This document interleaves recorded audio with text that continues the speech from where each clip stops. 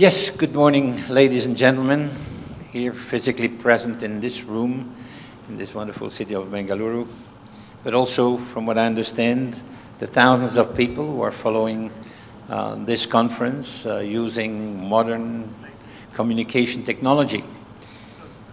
It's my pleasure to be back here at this conference, which I've been following for several years, and I thank the organizers for again calling on me to make a presentation about e-health in Europe.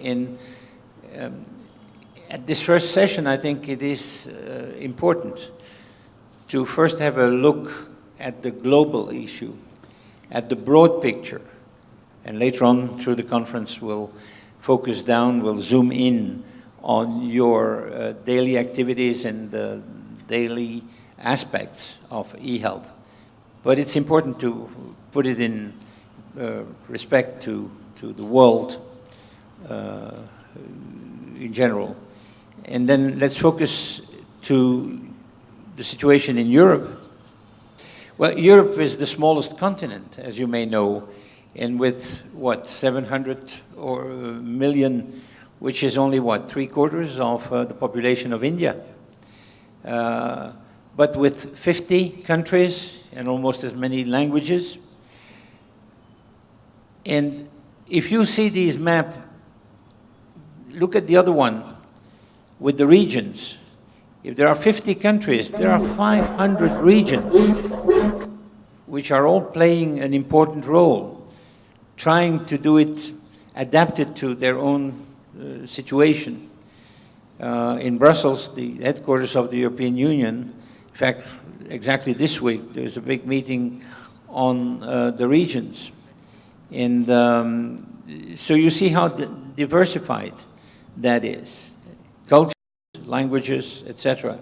And we are facing, as major issues, a growing demand on medical specialists due to the increasing and aging population, the movement of people, and more recently, including the immigration, and then the speed of the distribution of pathogens as well.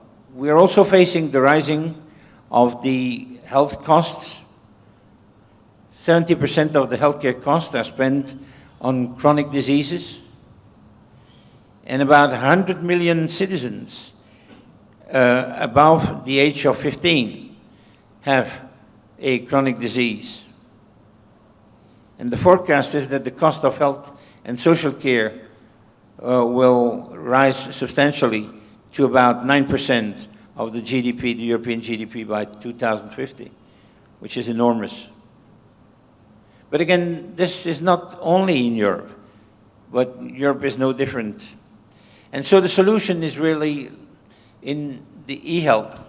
And whatever you call it, or whatever part it is, whether it's the m-health, the telemedicine, the telehealth, it has to serve one major purpose, and that is to reach to universal health coverage, which you cannot just by the traditional means. Using the modern communication tools are playing a very important role in this. So,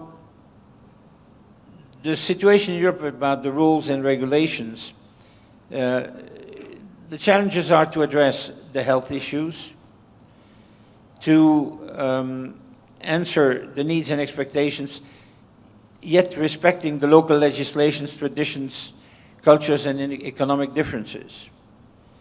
And all that is in order to increase healthcare quality across and safety by making e-health part of health policy and by coordinating the EU countries' political, financial, and technical strategies. It also to improve the citizens' health by making life-saving information available between countries using the e-health tools, and ensure sustainability of all the health systems. So, what has the EU been achieving in terms of policy and supporting actions? The e-health action plan already goes back to 2004. And presently there is another plan which started back in 2010, which is a 10-year plan supposed to end by 2020. And the goal is to move the EU towards a European e-health area. So it's broad scale. And the specific objectives would be to create an electronic health record architecture, to set up health information networks between points of care to coordinate the reactions to health threats, to ensure online health services, such as information on healthy living and illness prevention. Prevention is a very important element. Let's not forget that only 20% of the world population is sick. 80% is healthy, ready to become sick or aging.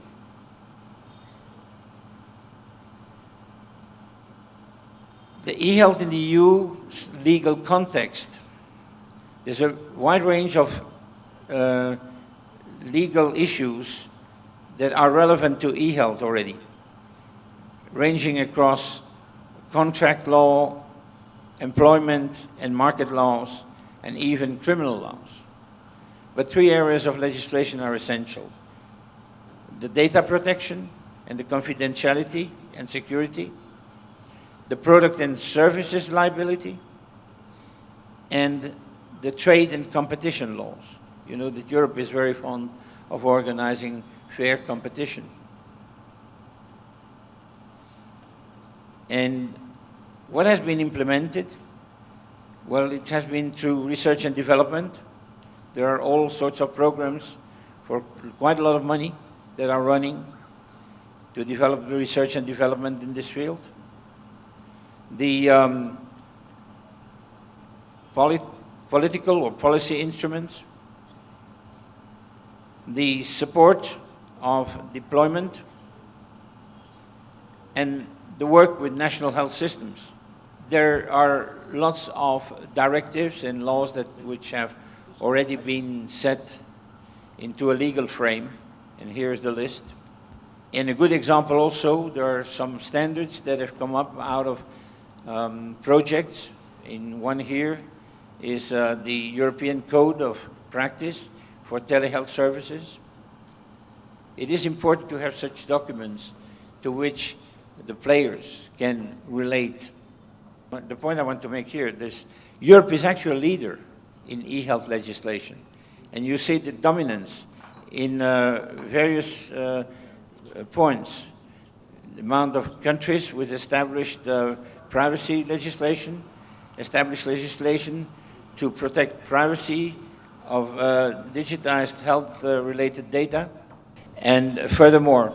So Europe is certainly an example and should be looked upon as such, which doesn't mean that it is the solution. And then you find here some links where you can find more details about existing regulations and laws already. So in summary, Europe, and especially the EU, has done a lot towards wide development and implementation on e-health. It may serve as an example, as I said, of how e-health regulation are built respecting the interests of different countries and implementation on international level. Yet Europe doesn't have a monopoly on this, and it is always ready to coordinate actions, share expertise, exchange knowledge, and learn from the rest of the world, because health is truly global. And the challenge for most countries is how to expand the health services to meet growing needs with limited resources. That is to achieve universal health coverage. The whole world, including Europe, faces situations. You know, where's the money? But believe me, there are so many things that can be done with little money, and that is most encouraging. Sometimes we throw too much money at things, believing that the money will solve things. It's not true. That's what I believe sincerely. And with all the amount of diseases around the world, which are all spreading worldwide and quickly, there's no single national healthcare system that is able to dedicate human and technical resources to deal with all.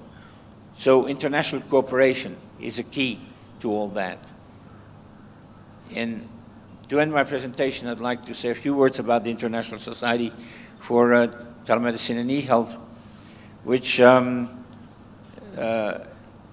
is a society that brings together national associations and offers a networking platform so that we can learn from each other.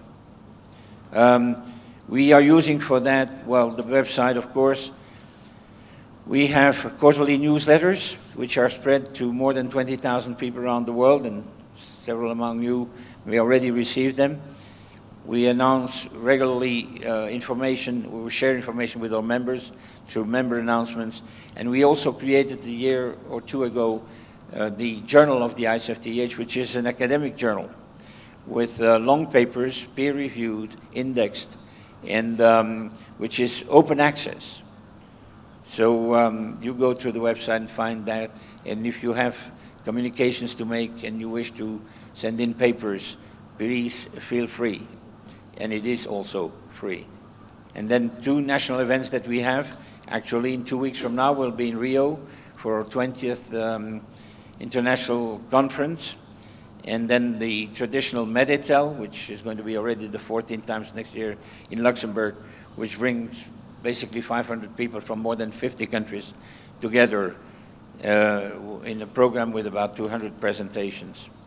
And then important here is the free online knowledge resources which you find on the Meditel website, which gathers more than 5,000 abstracts, PowerPoint presentations since 2002.